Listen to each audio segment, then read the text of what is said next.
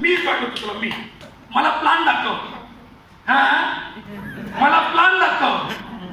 हा, फुकणीच्या मला प्लान दाखव, मला डेमो दाखव.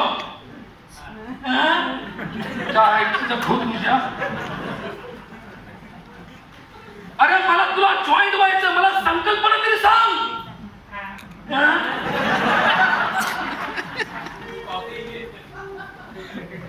त्याला कंपनीचं नाव सांगता येत नाही, प्रोडक्टचं नाव माहिती नाही, कंपनीचं ऑफिस कुठे ते माहित नाही. अशा माणसांना मी का जॉईन होऊ? आणि असे किती टक्के आहेत? हे 44% नमुने प्रत्येक कंपनीमध्ये, LIC मध्ये, ICICI मध्ये, HDFC मध्ये. आणि ह्या नालायक माणसांनी मार्केटिंगचं नाव खराब केलं. स्वतःला कोण जॉईन होत नाही तर स्वतःमध्ये कमी सांगत नाही. आम्ही पण जॉईन झालो होतो, माणसं नाही भेटत. हा फिक्स डायलॉग आहे नालायकांचा. तुमच्या हसण्यावरून मला डाऊट यायला लागलाय. इथं होलसेल मध्ये 44%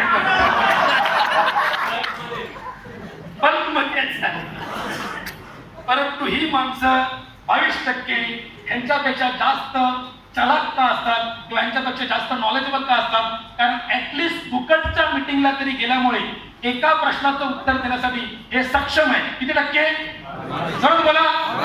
पण ह्याची पण ताकद एकाच प्रश्नाचं उत्तर द्यायची. जेव्हा कस्टमर प्रश्न बदलतो, मी जरा हिला विचारून सांगतो. हिला म्हणजे कोणाला? जेव्हा कस्टमर बायकोच्या पदार्थ लागतो आणि सांगतो, जमले साहेब मी तिला विचारल्याशिवाय जात सुद्धा नाही, माझं तसं काही चालत नाही, मी नावाचा पत्ती ऍक्च्युली. मी जरा हिला विचारून सांगतो. बाई 22% काय म्हणतात म्हणजे तुम्ही कधी विचारणार? मग कंट्रोल कुणाकडे गेला? कशावर म्हणतो, आता ती माहेरी गेली, माझी इच्छा कधी येऊच नाही, पण पुढच्या महिन्यात ती येते. मी तुम्हाला पुढच्या महिन्यात सांगतो. हा म्हणतो, मग मी काय करू? तू घरी जा. मग सरळ जाऊ की फिरून जाऊ? अशा प्रकारे दुसऱ्या प्रश्नामध्ये 22% पण खलास. परंतु सुदैवाने 16% अशी पण माणसं असतात जे दुसऱ्या प्रश्नाचं पण उत्तर देतात. जेव्हा कस्टमर म्हणतो ना, मी बायकोला विचारून सांगतो, 16% म्हणतात, याचा अर्थ तुम्हाला हेच म्हणायचं ना साहेब, जर बायकोने होकार दिला तर तुम्ही नक्कीच जॉईन व्हा. Yes or no? Great news sir. जगातल्या प्रत्येक बाईची इच्छा असते आपल्याला कर्जातून मुक्त आयुष्य जगण्याची इच्छा असते. जगातल्या प्रत्येक बाईची इच्छा असते आपल्याला भरपूर जमीन असावी. जगातल्या प्रत्येक बाईची इच्छा असते आपल्याला शेतीचं प्रोडक्शन कॉस्ट कमी व्हावी आणि वाढावं. Yes or no? जगातल्या प्रत्येक बाईची इच्छा असते आपल्या दर महिन्याला एक कमीत कमी 20-25-30 हजार रुपये बचत व्हावी. तर तुमची बायको कशाला नाही बोलेल? एक काम करू, आपण आता जॉईनिंग करू आणि आपण दोघे मिळून वहिनींना समजावून सांगू, द्या पैसे. असं कोण बोललं? बॅटर डॉक्टर कोण बोललं? 16%. लक्षात घे मित्रा, ह्या अशा प्रकारच्या मीटिंग मध्ये ना माईकच मेन असतो साहेब. त्यामुळे पिंडासेलचे सेल आणायचे. एकदा घातले की 3 दिवस बंदच नाही झाले पाहिजे. हे आपण 10, 12, 20, 25 रुपयाच्या अंतरामध्ये बंद होतात साडे. मग आमच्या चटीमध्ये आग लागते. चालतं काही चालू. आणि याची रेंज पाहिजे. रेंज नाही चालत तर शेवटी आहे म्हणते दुसरा ठेवला विचारले. दुसरा आवाज येतो माझा? मला हे हालायला मिळत नाही, तिथपर्यंत जायला मिळत नाही रेंज नसल्यामुळे. Anyway it's okay. कोण बोलू शकलं हे? बरोबर बोला. हे का बोलू शकले माहितीये?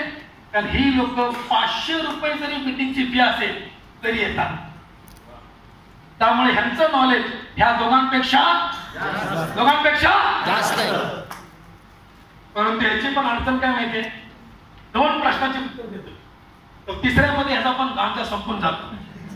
जेव्हा कस्टमर बोलतो ना, तुमचं प्रोडक्ट महाग आहे, काय म्हणतो माहिती? हा माझी बायको पण म्हणत होती जरा महाग आहे, मग आता मी काय करू? बोल बोल बोल बोल. मग फिरून जाऊ की सरळ जाऊ?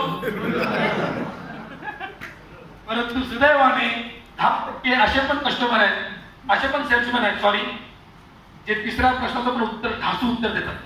तेव्हा कस्टमर म्हणतो ना, तुमचा प्रोडक्ट महाग आहे साहेब, एवढी महाग किंमत?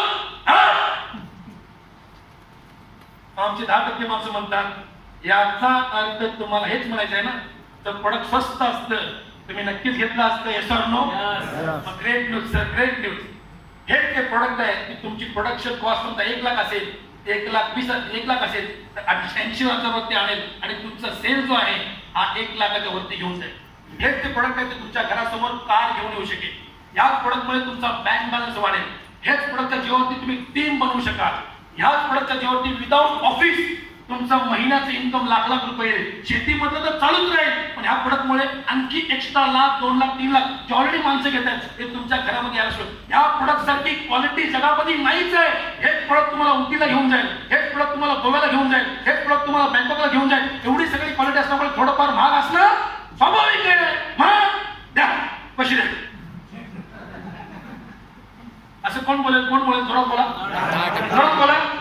हे का बोलू शकले? कारण ही माणसं 2,000 रुपये जरी तिकीट असली तरी ही मीटिंगला येतात.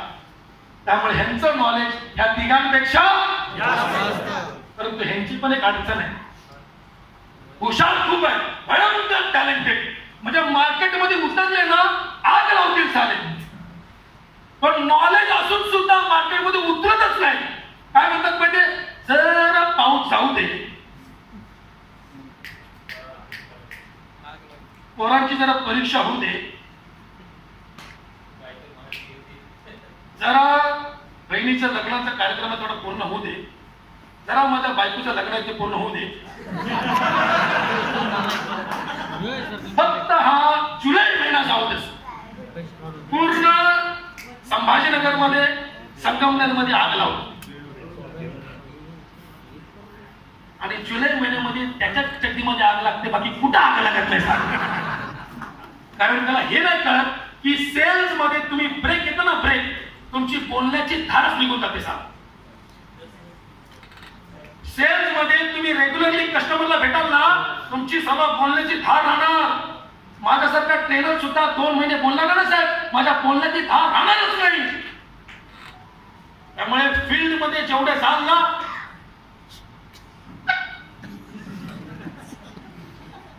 नाही तर कस्टमर कडी लावून जो चिंता हे 10% माणसांकडे खरंच भयंकर नॉलेज आहे, पण चला आळशी आहे. आज का काम कल पे टाकते आणि त्यामुळे हे सुद्धा विशेष यश मिळत नाही. मग हा इतका टोटल मारा बघू, 44 प्लस 22 प्लस किती झाली? बरं बोला, 92. मग 100 92 गेले, शिल्लक किती राहिले? बरं बोला. आणि तेच ह्या फॉर्म्युला मधले 8 आहे. ही 8% सेल्समॅन एवढे पॉवरफुल असतात ना की त्यांना प्रश्न विचारून कस्टमर थकेल, पण ही माणसं उत्तर देऊन थकणार नाही.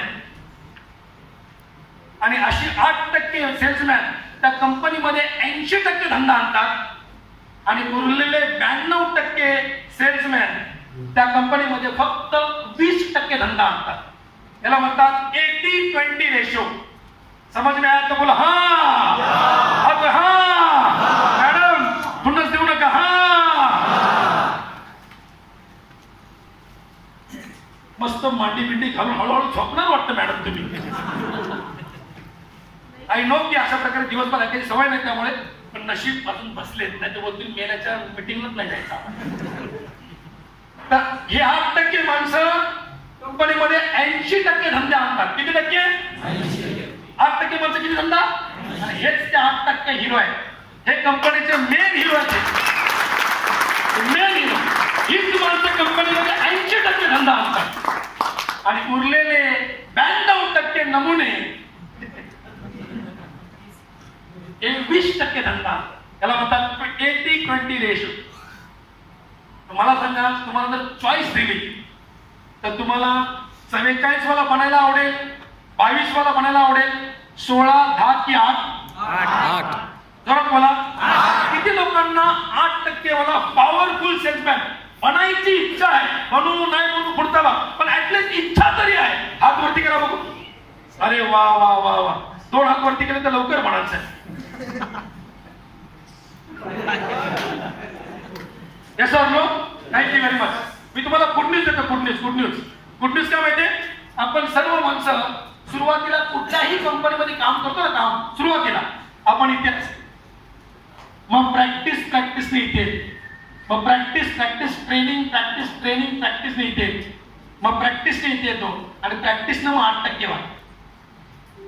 आणि 44 वरून 8% व्हायला कमीत कमी 1 वर्ष 1.5 वर्षाचा पिरियड लागतो. जर तुम्हाला खरंच 8% वाला व्यक्ती बनायचं असेल तर कमीत कमी 2 वर्ष आपल्याला एका कंपनी बरोबर प्रामाणिक राहावं लागेल. आणि त्या महान कंपनीचं नाव आहे